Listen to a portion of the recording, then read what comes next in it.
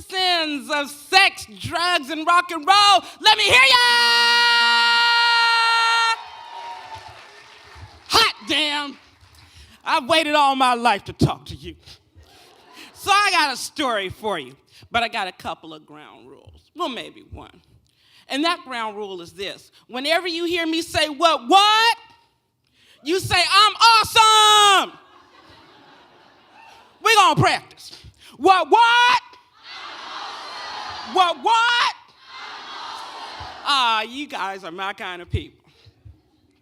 All right, now my story is about me and my father. And we're going to go back, way back into time. When I was 3 years old. And me and my dad had a love of music. It was in our blood. It was in our rhythm. And it was even in my Sesame Street songs. And the wonderful thing about me and my dad's relationship with music was that it made me feel what? Go ahead, y'all. It made me feel awesome. My daddy had an imagination the size of the galaxy, and he gave it to me. It was his legacy for me, and part of that legacy was rooted in singing together. And I remember being 3 years old, couldn't wait for Daddy to get home. He'd come home from working at the paper plant, his hard hat. He'd look like Paul Bunyan to me, big as all oak trees combined. And he was my daddy, and I was proud of him, and he was proud of me. And he would say to me, Cosette, a.k.a. Coco, who are you? And I said, I'm Cosette Leary. He said, say it again. I'm Cosette Leary. He said, okay, baby, Daddy gonna put on the 45, and you gonna sing with me. And when we would sing together, I would feel like I was the most famous person in our living room.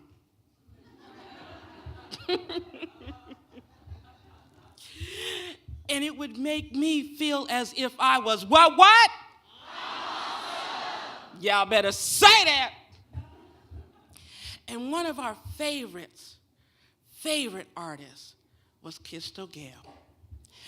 Hey! Say some Crystal Gale. Say it, Crystal Gale. Woo! Hot dog it. My daddy would put on Crystal Gale, and he'd take my little 3-year-old self and plop me on the coffee table. And I had a wooden spoon. That was my microphone. And he put it on, and I said, don't tell me no secrets. Don't tell me no lies. Just tell me you love me, and don't make me cry. Daddy said, sing it, baby. Don't know why I've been so blue. Don't know what come over you. And he made me feel like I could sing and do anything. And it was music. Now I know everybody in this room has at least 1, up to 3, maybe 5, 7 songs that you could recollect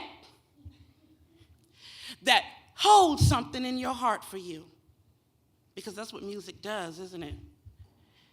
Music allows us to cry our tears. It allows us to be as cool as Tom Cruise and slide across the floor. It allows us to have something that speaks our language, that speaks our passions, that speaks our dreams, that makes us feel super cool when we are teenagers and makes us feel like teenagers are super stupid when we're older. Ain't that right? I know. So then, when you think about your songs, and it could be, I'm about to hit you with it. It could be anything from, pour some sugar on me. What I say? Pour some sugar on me. You know why I sing that with so much authority? Because it took me a long time. I used to be like, what they saying? I know what you're saying now, all right? It could be that song. I love this song now. Shoot, I'll be in the grocery store, pour some sugar on me.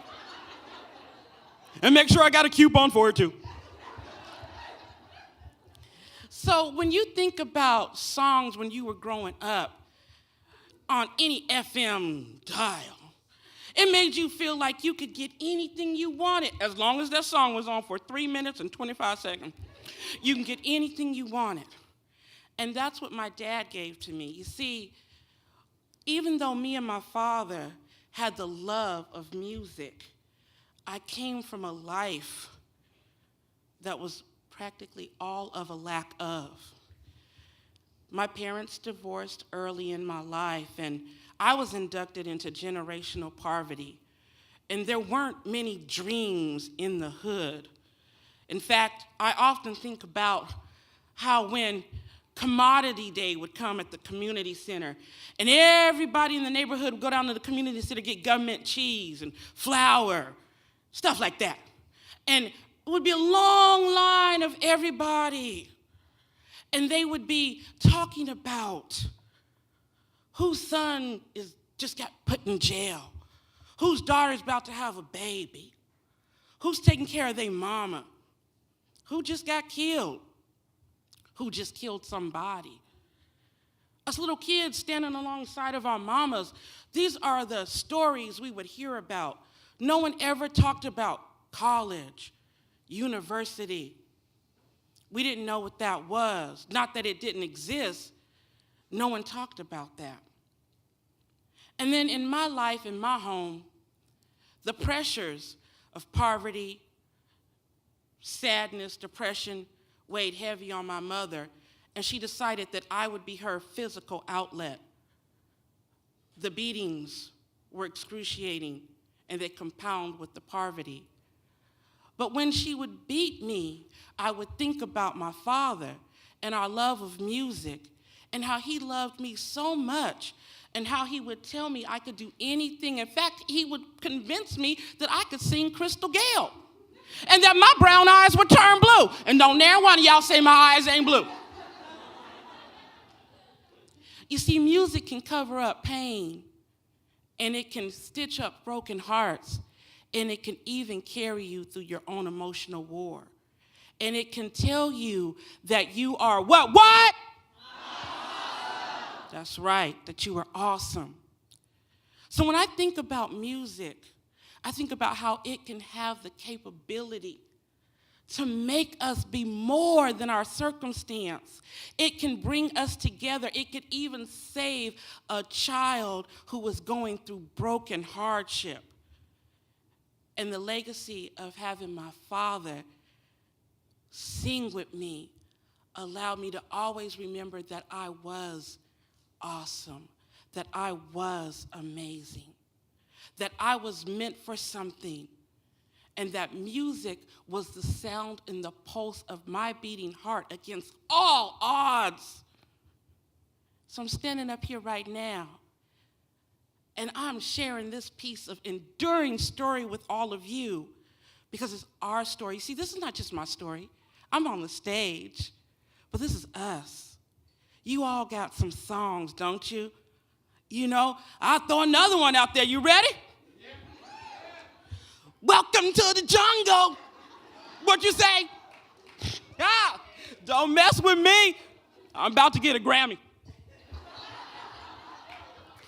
Music brings us together. I remember being 13, listening to Run DMC, and they had this walk this way and talk this way. And then they come on with some Adidas and rap behind that. It was like, dang, rock is pretty dope. This is what makes us come together. Music gives us an outlet. And as my father sat there and cradled me on that coffee table at 3 years old with my wooden spoon, he may have not known what he was doing for me. But what he was doing was giving me the strength to rise above everything and know I was a shooting star because I could sing that song. I have gone on to graduate away from the hood, the tragic life of poverty, all of those things. I've gone on to acquire the traditional higher learning. I hold a bachelor's degree in public administration. Oh, yeah, go on now, go on. Go on now.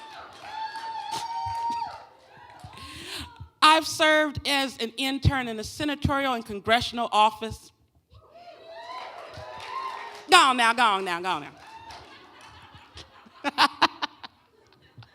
I'm an alumna of one of the highest think tanks in the United States, Brookings Institution. And I got a book about to come out called, Lord Jesus, called I get too excited, called From Welfare to the White House. And it's because what? You better say that.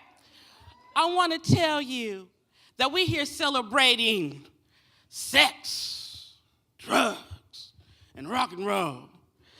And I'm going to tell you that little confidence that little 3-year-old girl had when she said, tell me some secrets. Don't tell me no lies. Tell me you love me and don't make me cry. I don't know why you've been so blue. Don't know what's come over you. Let me tell you something. We all stars in this room. And when I say what? Peace, love, and rock and roll.